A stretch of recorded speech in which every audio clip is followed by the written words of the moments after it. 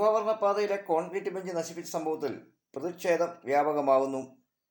റാന്നിയിൽ ശബരിമല തിരുവാഭരണ പാതയിൽ വൈക്കം കുത്തലുംപടി മന്ദിരം പാതയിലാണ് നടന്നു പോകുന്ന അയ്യപ്പ ഭക്തർക്കും നാട്ടുകാർക്കും വിശ്രമിക്കാൻ റാന്നി ഗ്രാമപഞ്ചായത്ത് നിർമ്മിച്ച ഇരിപ്പിടം തകർത്തത്. സംഭവത്തിൽ പ്രതിഷേധം വ്യാപകമാകുന്നു. ഹിന്ദു ഐക്യവേദി, തിരുവാഭരണ സംരക്ഷണ സമിതി, വാർഡ് മെമ്പർ തുടങ്ങി നിരവധി സംഘടനകളും പൊതുപ്രവർത്തകരുടെയും പ്രതിഷേധ സ്വരങ്ങളാണ് ഉയരുന്നത്. മണ്ഡലകാലത്ത് കാൽനടയായി ശബരിമലയിലേക്ക് എത്തുന്ന അയ്യഭക്തർക്കും പരിസരവാസികൾക്കുമായി റാന്നി ഗ്രാമപഞ്ചായത്തിൻ്റെ പദ്ധതിയിൽ ഉൾപ്പെടുത്തി സ്ഥാപിച്ചിരുന്ന കോൺക്രീറ്റ് ബെഞ്ചാണ് കഴിഞ്ഞ ദിവസം രാത്രിയിൽ സാമൂഹ്യ വിരുദ്ധർ നശിപ്പിച്ചത്. റാന്നി ഗ്രാമപഞ്ചായത്ത് 3 ലക്ഷത്തിലധികം രൂപ മുടക്കി നിർമ്മിച്ച കോൺക്രീറ്റ് ബെഞ്ചുകളിൽ 4 മൂലയും കല്ലുകൊണ്ട് ഇടിച്ച തകർത്ത നിലയിലാണ്.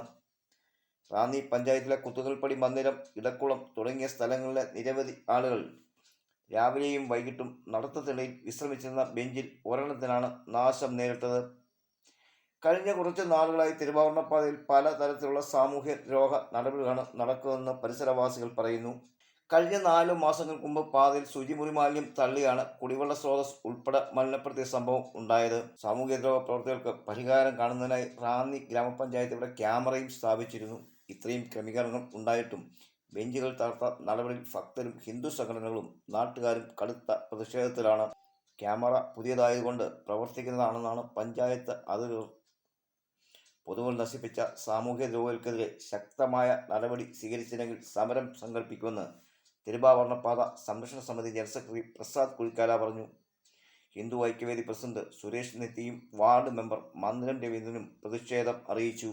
എൻ്റെ പേര് മന്ദിരം രവീന്ദ്രൻ. റാന്നി മന്ദിരം തിരുവാഭരണപാത ഉൾപ്പെടുന്ന ആ മേഖലയിലെ വാർഡിലെ മെമ്പറാണ്. വാർഡ് മെമ്പർ എന്നുള്ള നിലയ്ക്ക് എനിക്ക് ശക്തമായ പ്രതിഷേധം ഈ കാര്യത്തിലുണ്ട്.